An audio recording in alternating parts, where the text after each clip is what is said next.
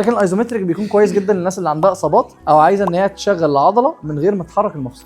عندنا تمرين زي السوبرمان، وهنا في فرق ما بين ان انا برفع ايديا ورجليا. لو رفعت الجزء ده وخليت ده مريح على الارض يبقى انا مشغل القطنيه وبتاع الكتف وبتاع دراعك والكلام ده.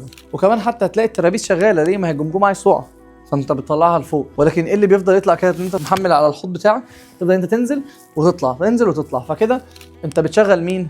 القطنيه بتاعتك. هنا بقى على حسب انت عايز تشغلها في وضع ايزومتريك ثبات، ولا عايز تعمل لها كونتراكشنز، كونسنتريك كونتراكشن ولا السنتريك كونتراكشن ولا ايزومتريك. فالانقباض اللي احنا هنعمله ازاي؟